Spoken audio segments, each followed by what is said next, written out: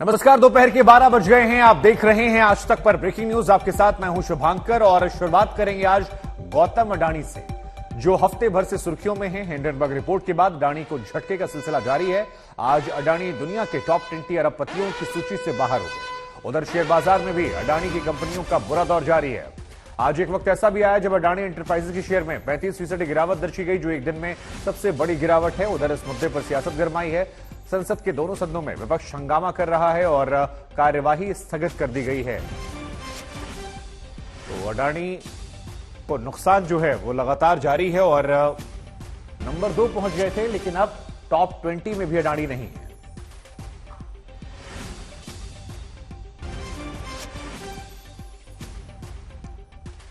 तो देखिए, ग्राफिक जरिए हम आपको समझाते हैं कैसे अडानी कहां से कहां फिसले। सितंबर 2022 में नंबर 2 पर थे, 24 जनवरी को 4 पर, 27 को 7 पर, 31 को 11, 1 फरवरी को 15 और उसके बाद 2 को पहुंचे 16 और अब जब 3 फरवरी पर हम हैं तो अडानी की रैंकिंग जो है वो 21 पर पहुंच गए हैं। कभी नंबर 2 थे, लेकिन अब टॉप 20 में भी वो शामिल नहीं हो और ये गिरावट जो है ये बता रही है कि अडानी को कितना नुकसान हुआ है। हिंडनबर्ग की उस रिपोर्ट से, जिसमें कई तरह की अनियमितताओं का जिक्र किया गया था, जिसमें जिक्र किया गया था कि कर्ज ज्यादा ले रखा है, जिसमें जिक्र किया गया था कि कंपनी का चीफ फाइनेंशियल ऑफिसर जो है वो कैसे समय समय पर बदल रहा है, कैसे जिक्र किया गया कि बहुत ही छोटी संख्या में ऑडिटर इनके पास है, जो कितनी बड़ी कंपनी है जो दुनिया भर में टॉप लोगों में आती है। और ऐसे में इन तमाम आरोपों के बीच में एफपीओ बंद होने के बाद अडानी की जो शेयर्स हैं वो लगातार गिरते जा रहे हैं और उसका असर यह है कि अडानी की रैंकिंग जो है वो भी गिर रही है। और सितंबर 2022 में अडानी जहां 2 नंबर पर थे तो अब फिसलकर फिलहाल वो नीचे आ चुके हैं। अब कहां से कहां पहुंचे अडानी, ये भी समझने की जरूरत है। तो देखिए, फोर्ब्स की लिस्ट में 24 जनवरी को अडानी की जो संपत्ति थी वो 126.4 बिलियन डॉलर थी, लेकिन 3 फरवरी को जब हम पहुंचते हैं तो 3 फरवरी तक आते आते ये डेटा जो है ये आधे से भी कम हो जाता है, 61.38 बिलियन डॉलर। और ये बहुत बड़ा नुकसान है। आज भी हमने आपको बताया कि तकरीबन 30% जो हैं उनके शेयर गिरे हैं और ये एक दिन के लिहाज से सबसे बड़ी गिरावट है। लेकिन 60-70% कीमत गिर जाना और यहां पर 24 जनवरी में जहां 126 बिलियन डॉलर फोर्ब्स की रिपोर्ट के अनुसार उनकी संपत्ति हो रही थी, वहां से 61.38 बिलियन डॉलर पहुंच जाना, आधे से कम, यह अपने आप में दर्शा रहा है कि किस बुरे दौर से फिलहाल अडानी ग्रुप जो है वो गुजर रहा है। हालांकि उनका यह दावा है कि वो इससे रिकवर कर जाएंगे, लेकिन जिस तरह से शेयर मार्केट खुलते ही अडानी के शेयर धड़ाम से गिर रहे हैं, यह अपने आप में उनके निवेशकों के लिए भी एक चिंता की बात है, क्योंकि बीते कुछ सालों में लगातार फायदा उठा रहे थे उनके निवेशक। लेकिन यहां पर देखिए, संसद में जो हंगामा है वो भी लगातार जारी है और हिंडनबर्ग की रिपोर्ट की आज अब कहां तक पहुंचेगी जांच। एक जॉइंट पार्लियामेंट्री कमेटी की मांग की जा रही है लगातार।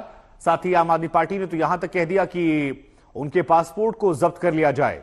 फिलहाल अब चाहे वो एलआईसी में निवेश की बात हो या फिर बाकी चीजों की, बैंकों से हर तरफ से अडानी की मुश्किलें बढ़ रही हैं। आरबीआई ने सभी बैंकों से ब्यौरा मांगा है कि आपने अडानी को कितना कर्ज दिया है। और इधर फिलहाल कंपनियों में शेयरों में भारी गिरावट जो है वो देखने को मिल रही है अडानी के। अडानी एंटरप्राइजेज शेयर 547 रुपए लुढ़क गया। ने संकल्प लिया है कि प्रश्नकाल को स्थगित मत होने दो। अकेले अडानी का भ्रष्टाचार नहीं है, ये भारत के प्रधानमंत्री नरेंद्र मोदी का भ्रष्टाचार है। मोदी जी ने उसको पोर्ट दिया, मोदी जी ने उसको एयरपोर्ट दिया, मोदी जी ने उसको कोयला दिया, मोदी जी ने उसको बिजली दिया, पानी दिया, सब कुछ तो उसके हवाले कर दिया। हजारों करोड़ की ड्रग्स उसके पोर्ट पे पकड़ी जाती है, कोई कार्रवाई नहीं होती। इतना बड़ा महाघोटाला सामने आ रहा है, उसमें कहीं कोई कार्रवाई नहीं। तो ये भारत के प्रधानमंत्री की खामोशी ये बताती है कि उनका और उनकी पार्टी का काला धन जो विदेशों के माध्यम से अडानी की कंपनियों में आया, उसकी जांच कराना नहीं चाहते। एक बात सही है कि अडानी साहब को जिस तरीके से पैटर्नेज मिला है गवर्नमेंट की तरफ से, हर आदमी जानता है, वो कोई सीक्रेट ही नहीं है। वरना वो 2 साल में इतने फास्ट ग्रोथ वर्ल्ड में नहीं है। जो आदमी वर्ल्ड का सेकेंड रिचेस्ट आदमी बन गया था, ठीक है, अपन उसे जेलसी फील करने की कोई जरूरत नहीं है।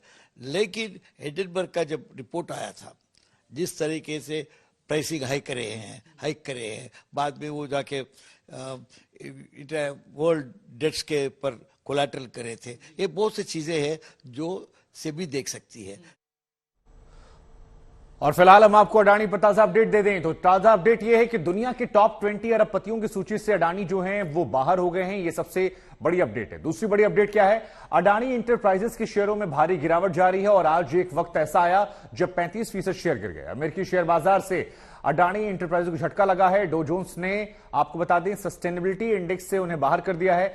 एनएसई ने अडानी के 3 शेयरों की निगरानी में डाल दिया है। तो देखिए, अडानी के शेयरों पर नजर रखी जा रही है, कहीं पर झटका लग रहा है। बांग्लादेश में बिजली करार में संशोधन की मांग जो है वो भी अब तेज हो गई है। दुनिया के टॉप 20 अरबपतियों की सूची से फिलहाल वो बाहर हैं और विपक्ष के नेताओं की तरफ से क्या कुछ कहा जा रहा है हम आपको सुनवाते हैं। ये दुर्भाग्यपूर्ण बात है कि एक कंपनी जिसको कोई भारत में जानता भी नहीं है वो एक रिपोर्ट जारी करती है और $100 बिलियन का नुकसान हो जाता है। तो क्या जो हमारी नियंत्रण वाली संस्थाएं हैं, सेबी है, आरबीआई है, उससे कहीं पे चूक हुई है? क्योंकि ये भारत की विश्वसनीयता के ऊपर एक प्रश्न चिन्ह लगाता है एज अ सिक्योर मार्केट। हंगामा तो होगा, इस विषय पर हंगामा नहीं होगा तो कौन से विषय पर होगा? ये देश लूटने की बात है। LIC हो, स्टेट बैंक हो, ये दोनों जो सार्वजनिक उपक्रम है उसको लूटने की बात है। जनता का पैसा है, गरीबों का पैसा है। बाकी वो कंपनी क्या करती है मुझे मालूम नहीं, लेकिन जब LIC का और स्टेट बैंक ऑफ इंडिया का विषय आता है तो हम जरूर हंगामा करेंगे। और इसी खबर पर ज्यादा जानकारी के लिए मेरे साथ मेरे सहयोगी पंकज उपाध्याय जुड़ रहे हैं। पंकज, सितंबर अक्टूबर के महीने में जो शख्स दुनिया का दूसरा सबसे रईस शख्स होता है वो अब टॉप 20 की सूची से बाहर है। $बिलियन में नुकसान हो रहा है, संपत्ति आधी से कम हो गई है। सियासत जो है वो उफान पर है। संजय राउत को हम सुन रहे थे, तमाम नेताओं को हम देख रहे थे। कैसे देख रहे हैं अडानी ग्रुप के इस लॉस को और इसको हो रही सियासत पर? देखिए, अब इतनी बड़ी खबर का असर मुंबई के शेयर बाजार में देखने को मिल रहा है। मार्केट में फ्लक्चुएशंस चल रहे हैं, लगातार उतार चढ़ाव देखने को मिल रहा है और इसे मार्केट का नॉर्मल बिहेवियर नहीं कहा जा सकता। शेयर बाजार के विशेषज्ञ कहते हैं कि इसे न्यूज इफेक्ट ही कहा जाए, क्योंकि ये तो एबनॉर्मल बिहेवियर है, एबनॉर्मल इफेक्ट। अब जब बजट पेश किया गया था उसे शेयर बाजार ने वेलकम किया था और उस वेलकम का तो असर अगले 2-3 दिन तक कम से कम दिखना चाहिए था, लेकिन ऐसा बिल्कुल भी नहीं हो रहा है। बजट के अगले दिन ही हमने देखा कि जो शुरुआत है वो गिरावट के साथ हुई और उसके बाद दिन भर फ्लक्चुएशंस चलते रहे। एक्सपर्ट्स कह रहे हैं ये फ्लक्चुएशंस अगले 10 से 15 दिन तक रह सकते हैं।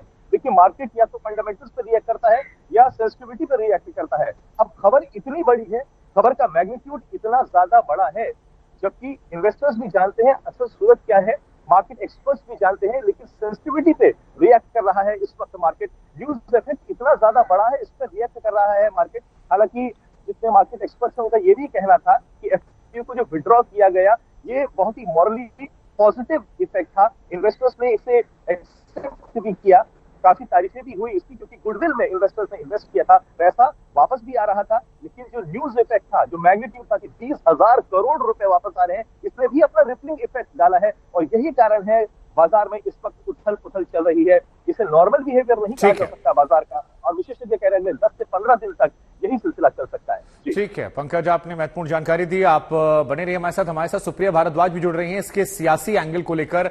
सुप्रिया, कांग्रेस पार्टी को हमने कल से देखा है कि मोर्चा खोल रखा है, तमाम विपक्षी दल भी मोर्चा खोल रहे हैं, लेकिन अब कांग्रेस की क्या रणनीति रहने वाली है इस पूरे विवाद को लेकर, अडानी को लेकर? क्योंकि पार्लियामेंट में जो कुछ हो रहा है वो हम देख रहे हैं, लेकिन पार्लियामेंट के बाहर भी क्या कोई तैयारियां हैं? शुभांकर, सबसे पहले तो जो ब्लड बात नहीं बोलेंगे, अब तो कार्नेज बोला जाएगा। जो दलाल स्ट्रीट पे हो रहा है अडानी ग्रुप के शेयर्स को लेके, अलग अलग कंपनीज के, उसकी जो धमक कहें, इम्पैक्ट कहें, वो यहाँ आज संसद में भी सुनाई दी गई है। दूसरा दिन है बजट सेशन का, जिसमें डिस्कशन होना था राष्ट्रपति के मोशन ऑफ थैंक्स जो है, राष्ट्रपति जी के भाषण के ऊपर, मोशन ऑफ थैंक्स के ऊपर। लेकिन हुआ क्या है कि वहां पर जितने भी सांसद हैं उन्होंने कहा कि हमको JPC का प्रोब चाहिए, हमको फुल फ्लेज डिस्कशन चाहिए।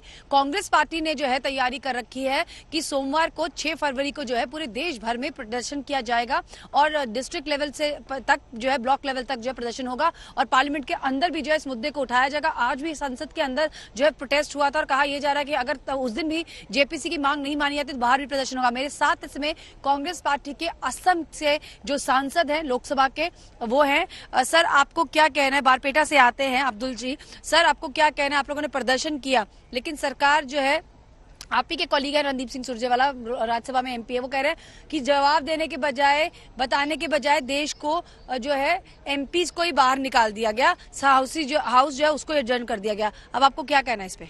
देखो, मोदी जी ने कहा था ना खाऊंगा ना खाने दूंगा। अब ये सारे देश देख रहा है, देश को लूट रहा है और मोदी जी चुप है। इसीलिए जो अदानी ने जो कर रहा है, अभी एसबीआई और एलआईसी सारे जनता के आस्था के प्रतीक था, ये आस्था का प्रतीक को तोड़ दिया अदानी ने देश को लूट रहा है। और इसलिए हम लोग संसद के अंदर जेपीसी का मांग कर रहा हूं। अगर सरकार का कोई डर नहीं है, मोदी जी का कोई डर नहीं है, मोदी जी अगर दुर्नीति का खिलाफ है तब जेपीसी से क्यों डरते हैं? इसीलिए हम लोग लगातार जेपीसी का डिमांड उठाते रहा हूं, जेपीसी का मांग उठाते रहूं और उठाते रहेंगे। अभी तो आज जो है हाउस एडजर्न हो गया 2 बजे तक के लिए, लेकिन क्या आप अपना प्रदर्शन अंदर हाउस में जारी रखेंगे? 2 बजे दोबारा उठाएंगे।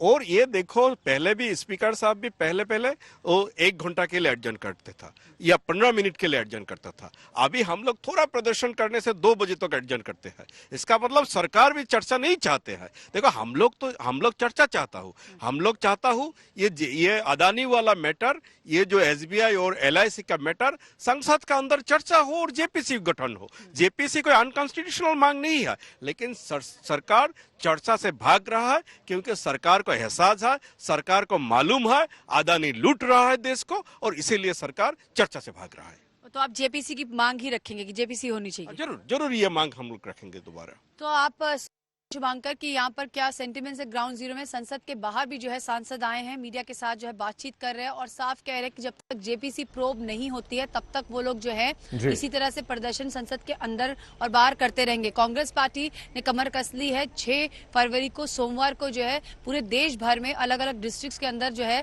एलआईसी और एसबीआई की जहां भी ब्रांचेस है वहां पे पार्टी के नेता जो है वो लोग प्रदर्शन करेंगे और संसद के अंदर एक बार फिर जो है वो मांग जो है बहस को और जेपीसी की मांग जो है दोनों है।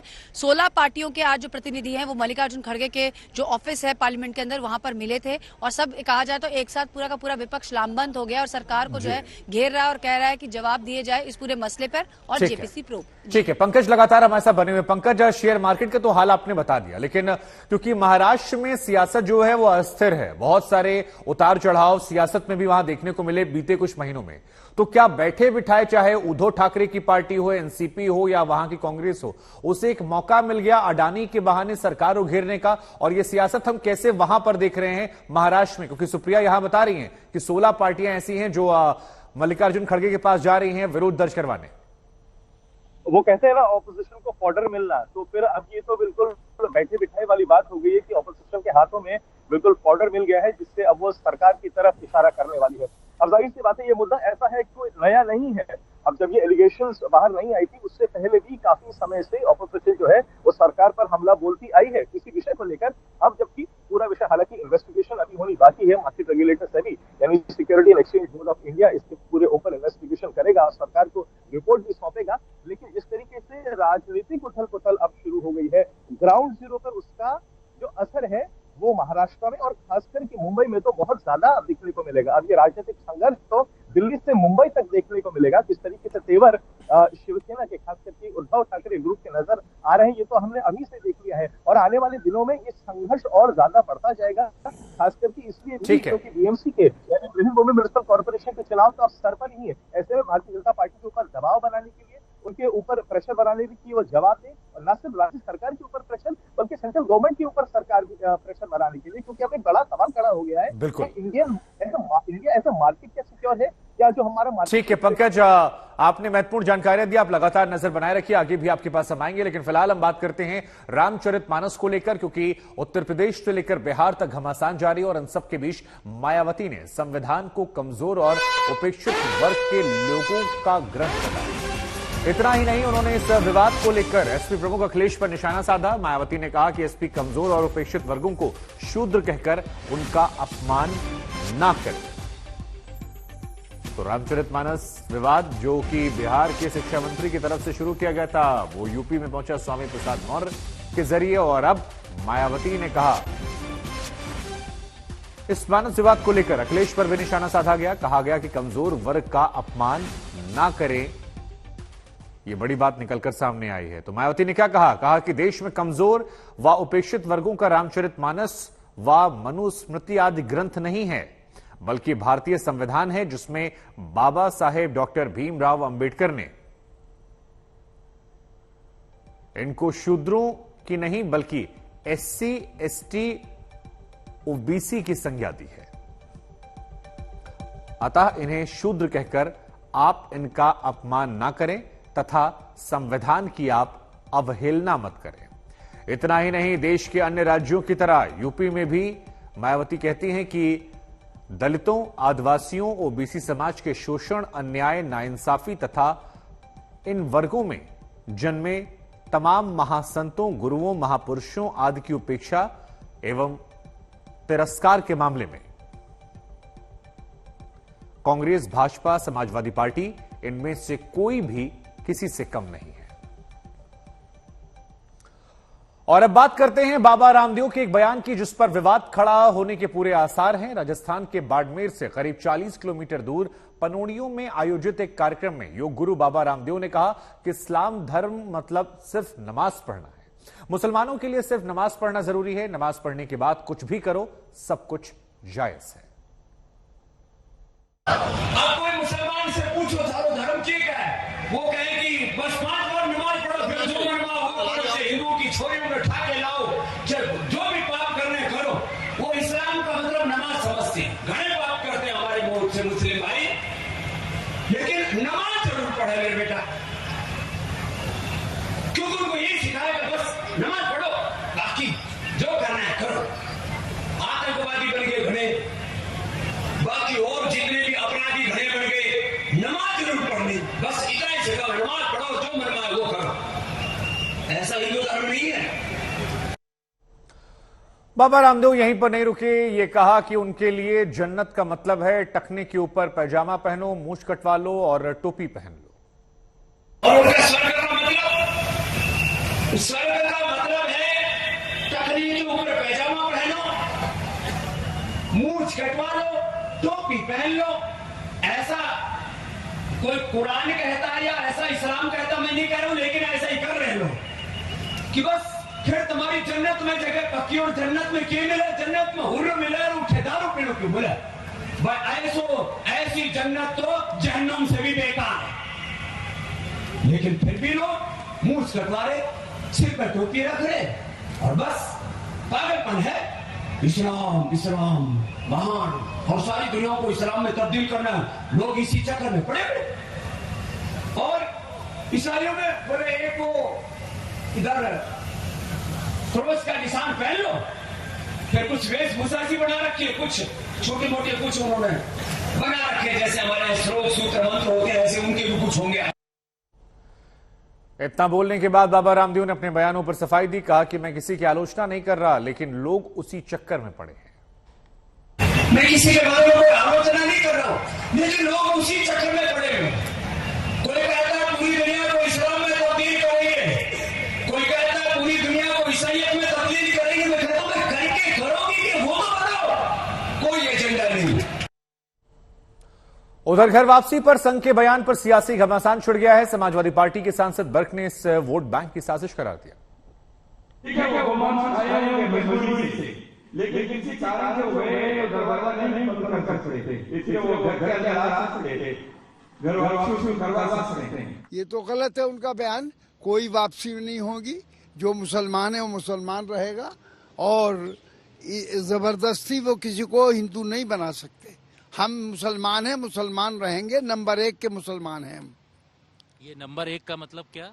नंबर 1 का, चूंकि उन्होंने मोहन भागवत जी ने कहा था कि मुसलमान यहाँ पर रहे, परेशानी कुछ नहीं है, लेकिन नंबर 1 का ना बता मैं अपने आप को।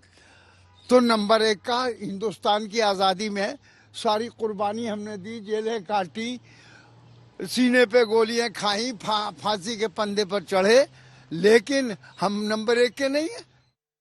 भारत से लेकर पूरी दुनिया में इस वक्त अदानी ग्रुप की चर्चा हो रही है, तो इसके पीछे 7 बड़ी वजह है। गौतम अदानी के साम्राज्य में यह सुनामी महज 9 दिन में आई। हिंडनबर्ग ने 24 जनवरी को अदानी ग्रुप को लेकर रिपोर्ट पब्लिश की थी और उसके बाद से धमाका हो रहा है। पिछले 9 दिन में अदानी साम्राज्य में भूचाल सा आ गया है। भारत से लेकर पूरी दुनिया में इस वक्त अदानी ग्रुप की चर्चा हो रही है, तो इसके पीछे 7 बड़ी वजह है। पहली वजह, पिछले 9 दिनों में अदानी ग्रुप को 8 लाख करोड़ रुपए के नुकसान का अनुमान है। दूसरी वजह, गौतम अदानी की नेटवर्क 24 अरब डॉलर गिरकर 64.7 अरब डॉलर रह गई है। तीसरी वजह, दुनिया के अरबपतियों की लिस्ट में गौतम अदानी 2 नंबर से 16 नंबर पर आ गए। चौथी वजह, आरबीआई ने सभी बैंकों से अदानी इंटरप्राइजेस को दिए कर्ज की जानकारी मांगी है। पांचवी वजह, अदानी ग्रुप के 10 में से 9 शेयरों में गिरावट। छठी वजह, अदानी ग्रुप ने 20,000 करोड़ रुपए के फुली सब्सक्राइब्ड एफपीओ को रद्द कर इन्वेस्टर्स का पैसा लौटाने की बात कही। सातवीं वजह, अमेरिकी रिसर्च फर्म हिंडनबर्ग की रिपोर्ट से गौतम अदानी को लगा झटका। गौतम अदानी के साम्राज्य में यह सुनामी महज 9 दिनों में आई है। हिंडनबर्ग ने 24 जनवरी को अदानी ग्रुप को लेकर अपनी रिपोर्ट पब्लिश की थी। रिपोर्ट में दावा किया गया था कि अदानी ग्रुप दशकों से खुल्लम खुल्ला शेयरों में गड़बड़ी और अकाउंट धोखाधड़ी में शामिल रहा है। अदानी ने हिंडनबर्ग की रिपोर्ट को सिरे से खारिज किया और कहा कि कंपनी इसके खिलाफ कानूनी कार्रवाई करेगी। लेकिन जवाब में हिंडनबर्ग ने कहा कि वो अपनी रिपोर्ट पर कायम है और कानूनी कार्रवाई का स्वागत करेगी। मुझे कोई इसमें धांधलेबाजी नहीं नजर आती, इसलिए नहीं नजर आती कि जब भी कोई लिस्टेड कंपनी के शेयर्स ट्रेड होते हैं, उसको हर 3 महीने बाद स्टॉक एक्सचेंज में अपने अकाउंट्स जमा करने पड़ते हैं। हर 3 महीने में अपने रिजल्ट, प्लस उसका ऑडिट होता है, प्लस इन्होंने विदेशों से भी लोन लिया हुआ है। तो ध्यान देने वाली बात यह है कि बैंक और विदेशी जो इन्वेस्टर्स हैं या जिन्होंने लेंडर्स हैं, जिन्होंने लोन दिया हुआ है, वो भी कंपनी की एक प्रोसेस होता है जिसको हम बोलते हैं ड्यू डिलिजेंस। वो लोग पूरा ड्यू डिलिजेंस करके तब लोन देते हैं।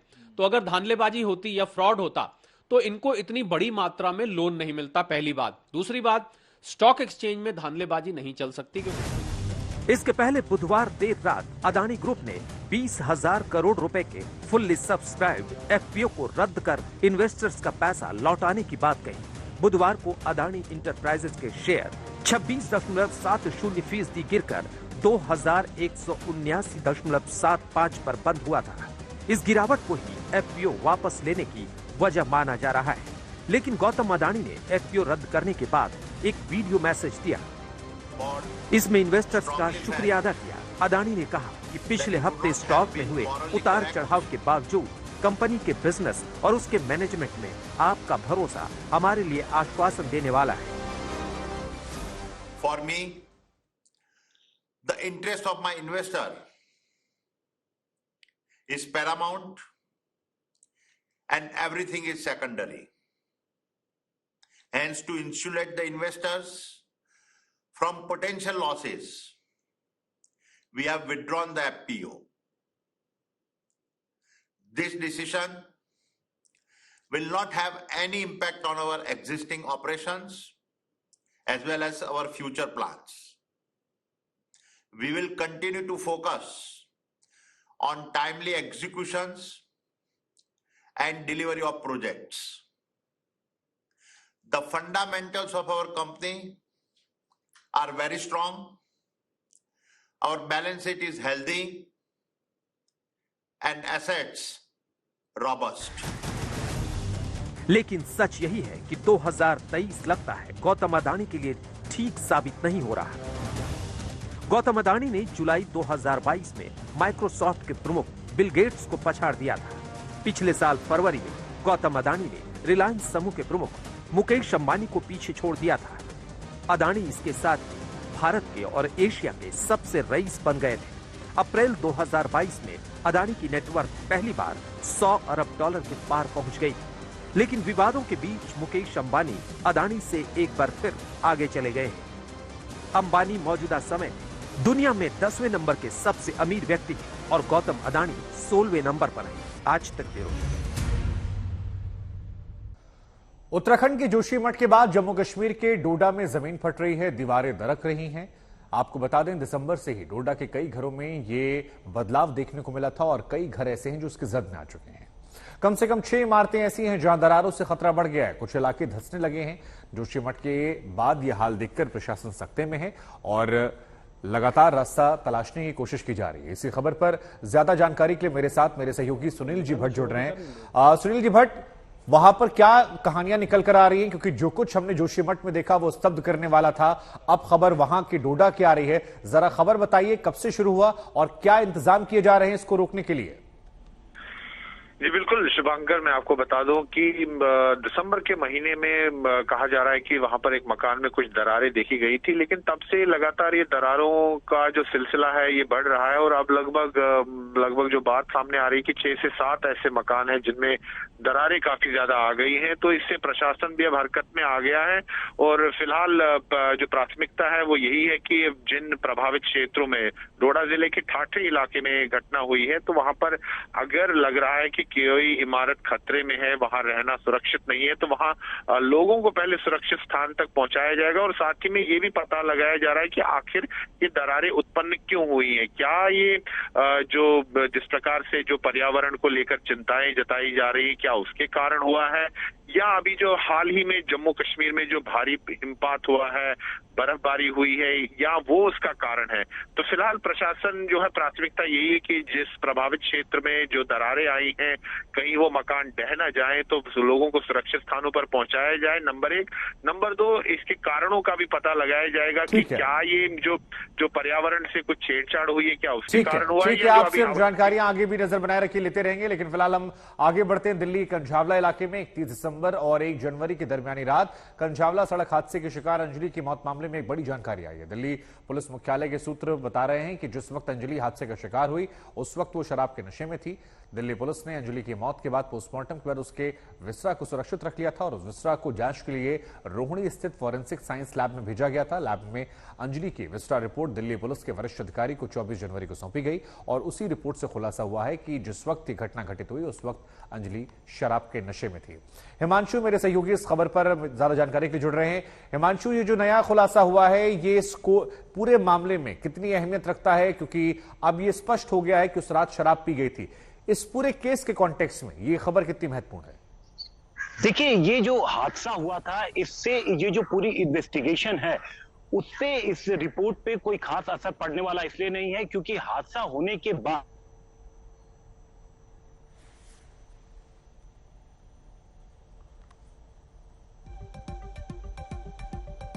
तो आपको बता दें, हादसे के वक्त खबर जो आई है वो ये कि अंजलि नशे में थी और ये वो हादसा था जिसने पूरे देश